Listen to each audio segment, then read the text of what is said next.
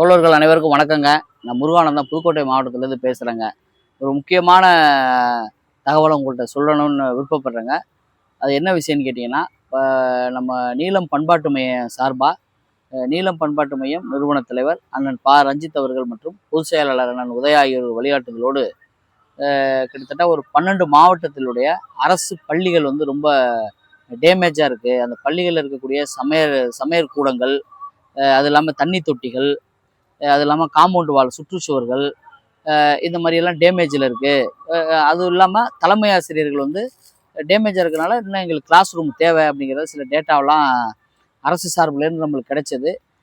அப்படி இருக்கும் பொழுது ஒவ்வொரு மாவட்டமாக நம்ம சேகரித்தோம்ங்க. அதாவது வந்து பார்த்திங்கன்னா, நம்ம புதுக்கோட்டை, தஞ்சாவூர், திருச்சி, மதுரை, தேனி, திண்டுக்கல், ராமநாதபுரம், அது மட்டும் இல்லாமல் பார்த்திங்கன்னா விருதுநகர், தூத்துக்குடி, தென்காசி, திருநெல்வேலி இந்த மாவட்டத்தினுடைய 12 மாவட்டத்தினுடைய டேட்டாவை தயார் பண்ணி நம்ம வந்து அந்தந்த மாவட்ட ஆட்சியருக்கு உரிய நடவடிக்கை எடுக்கணும் அப்படின்னு சொல்லிட்டு நம்ம மனு அளிச்சிருந்தாங்க.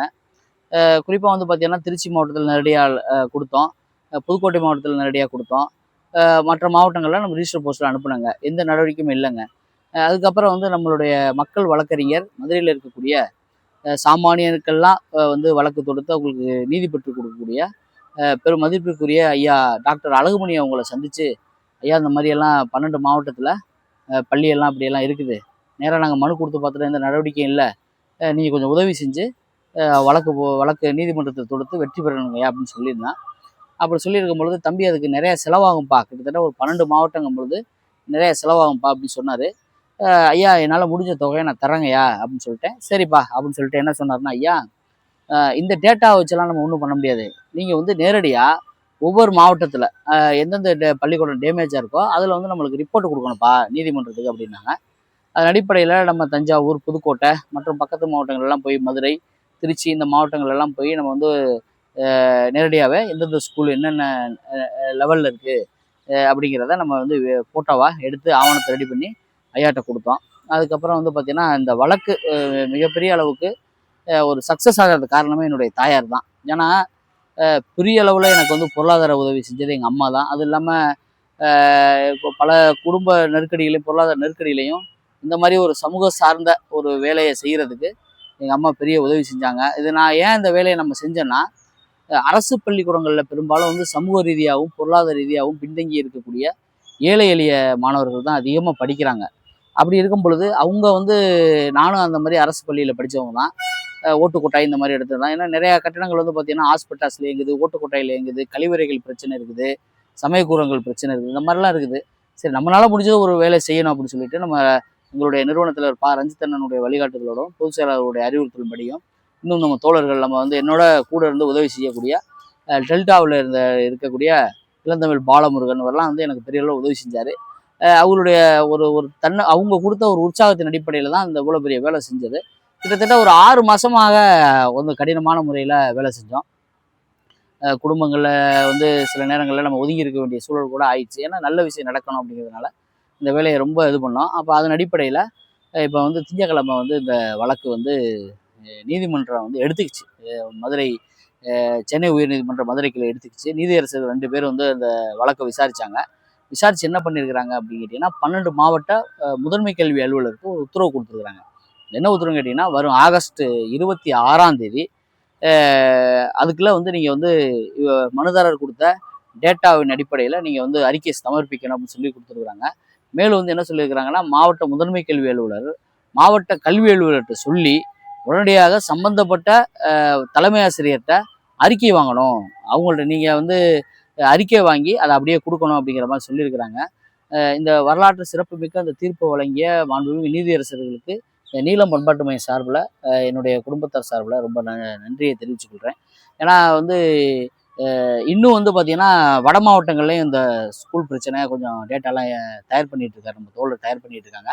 அதுவும் வந்து இப்போ தென் மாவட்டத்துக்கு இப்போ மதுரை அமர்வு, வட மாவட்டத்துக்கு சென்னை அமர்வு, அதனால் வந்து வட மாவட்டத்துக்கும் அது தயார் பண்ணிகிட்ருக்கோம்.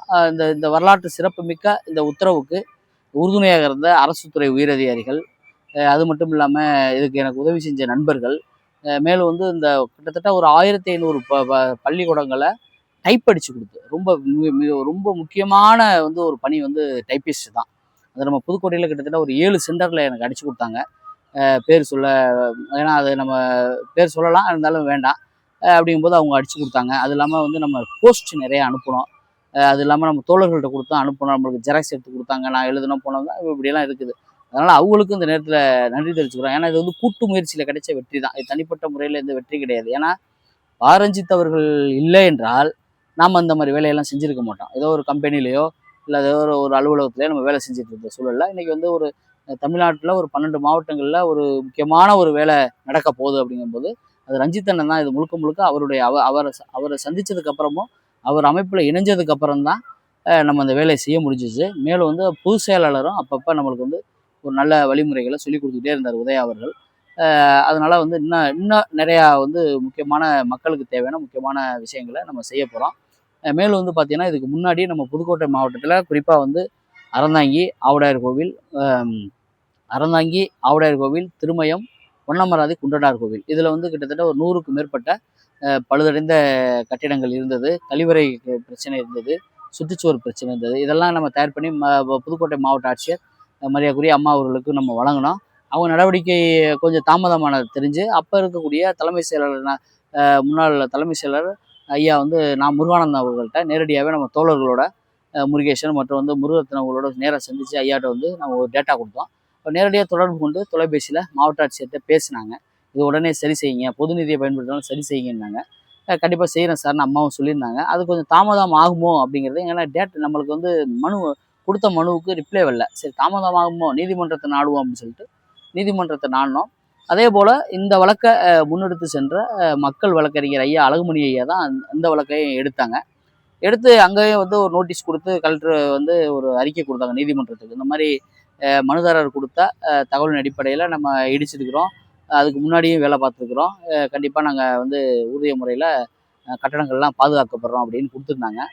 அதுக்கு அடுத்தபடியாக நம்ம ஐயா வந்து என்ன சொன்னாங்க, இப்போ மாவட்ட நிர்வாகம் இடிச்சிருக்காங்களா செக் பண்ணுங்க, நீதிமன்றம் கண்டிப்பாக மனுதாரருடைய எண்ணத்தை கேட்குறாங்கன்னு சொல்லியிருந்தாங்க. அடிப்படையில் நேரடியாக நம்ம பொன்னமராதி ஒன்றியத்துக்கு மட்டும் நம்ம மாவட்ட நிர்வாகத்தின் சார்பில் அனுமதி கொடுக்கப்பட்டுச்சு. நேரடியாக பார்த்தா 2-3 பள்ளிக்கூடம் கொஞ்சம் பிரச்சனையாக இருந்தது, அதுவும் நம்ம கொடுத்துக்கிறோம். இந்த வேலையை நல்லா திறம்பட செஞ்சுருக்கிறோம். மேலும் வந்து பார்த்தீங்கன்னா இப்போ நம்ம வழக்கறிஞர் என்ன நம்மளுக்கு முன் வைக்க போகிறோம் மாவட்ட நிர்வாகத்துன்னு கேட்டிங்கன்னா, கட்டடங்களும் இடிச்சிருக்காங்க, 100க்கும் மேற்பட்ட கட்டடங்களும் இடிச்சிருக்கிறாங்க. அவங்களுக்கு ஒரு மாவட்ட நிர்வாகத்துக்கு நெஞ்சார்ந்த நன்றியை தெரிவிச்சுக்கிறோம். அது எப்போ வந்து கட்டப்போகிறோம் அப்படிங்கிறத நம்ம இந்த காணொலி வாயிலாக உங்களுக்கும் தெரியப்படுத்துகிறோம்.